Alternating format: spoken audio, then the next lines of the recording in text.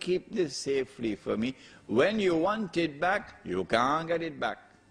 إِلَّا مَا دُمْتَ عَلَيْهِ قَائِمَةً.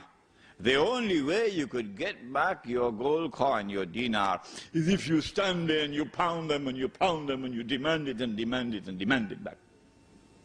Why? ذَلِكَ بِأَنَّهُمْ قَالُوا. This is because they argue, لَيْسَ عَلَيْنَا فِي الْأُمِّيِّينَ السَّبِيلٌ. We have no moral obligations to these ummiyun. We have no obligation to maintain an ethical standard with these ummiyun. Ummi, when we use the term, we understand it as one who cannot read and write, but when a Jew uses it, he uses it to mean one who is not a Jew. Gentile. وَيَقُولُونَ عَلَى اللَّهِ الْكَذِبَ وَهُمْ يَعْلَمُونَ. Allah said, but they tell a lie against me, and they know it's a lie. And so in this ayah of the Quran, there is the word dinar. So sunnah money is also money in the Quran. Dinar is in the Quran, dirham is in the Quran, and when Allah speaks of a dinar in the Quran, I can assure you tonight, in Giyc, he's not talking about a paper dinar. He's talking about a gold coin. Sunnah money is in the Quran. I leave behind me two things. So long as you hold on to them, you will never go astray. The book of Allah, and we've abandoned it. And my sunnah, and we've abandoned it.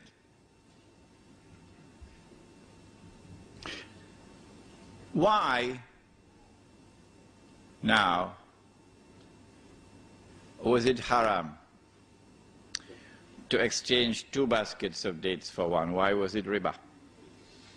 Answer: because dates were used as money. Since dates were used as money, if we permit a transfer of 1 on this side and 2 on this side, we will open the door for money to be lent on interest. That's why. Well, then why was it halal to exchange 4 camels for one? Now, that's an easy question. Who can answer that question for me? Yes? The 4 camels were male, and the 1 was female. No, that's not the answer. Yes? That's the answer, correct. Because camels were not used as money. Did I tell you that story about the fellow who was paid his salary? He worked for the whole month, and at the end of the month he got his salary, and his salary was a camel. So he was taking the camel home when the camel died. So when he reached home, he said to his wife, salary died. Salary died. So wife said, go tell the boss. So he went and said, boss, salary died. Boss said, when I gave you salary, salary was alive. Salary was alive. Huh? Because animals are perishable. They can die. They can fall ill. If you use animals as money, you're going to have a mountain of problems on your head. And so animals were never used as money. Since animals were not used as money, you can have an exchange of 4 camels for 1, or 20 camels for 1. Now then, we've introduced you to Sunnah money. Now let us explain what are the functions of money. I need a haircut.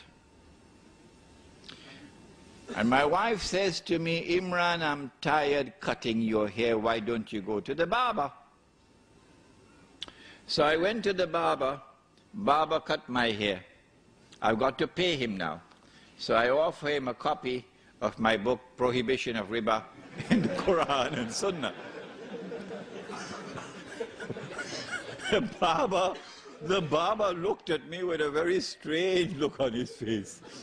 He said, Sheikh, I am afraid I'm not interested in reading your book. How can I pay him? This is called barter. Barter has its limitations. As they found out in Yugoslavia, as they're finding out in Indonesia now, barter has its limitations. What I need is money, something which can function as a medium of exchange. I pay him for the haircut with money. He goes to the market and he buys tomatoes with money. That vendor comes, he buys my book, Prohibition of Riba in the Quran and Sunnah, with money. This is now money functioning as a medium of exchange. Allah subhanahu wa ta'ala, who created us with needs which cannot be satisfied except through buying and selling, must also have created money which can function as a medium of exchange. Sunnah money performed that function successfully. Yes, I know somebody will argue that it was not as convenient to have dates as money as it is to have some pieces of paper in your wallet. I know that argument. But the fact is that Sunnah money functions successfully as a medium of exchange. Second function of money. Second function of money. Every single home I went to in South Africa, every single home, it was a black woman. A black woman. As a domestic servant. Yeah. And she was working from morning until night. For the whole month. A black woman. So I scratched my head and I said, if that is Islam, I need to do some work here. Huh? That couldn't possibly be Islam.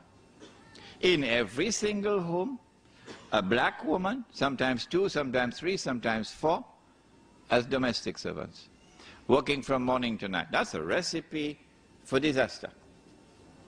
How much shall we pay her for her labor?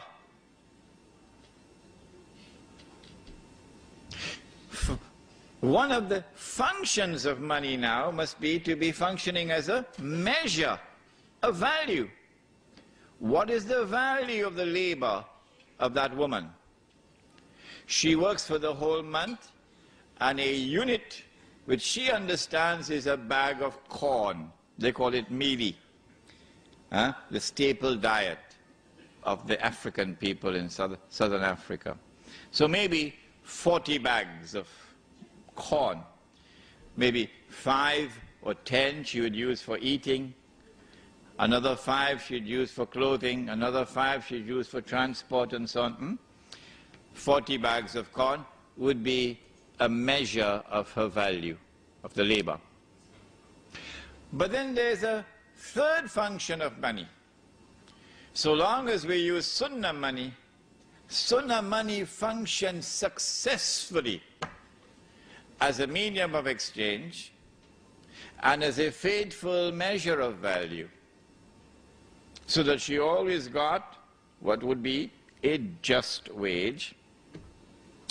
But there's a third function of money.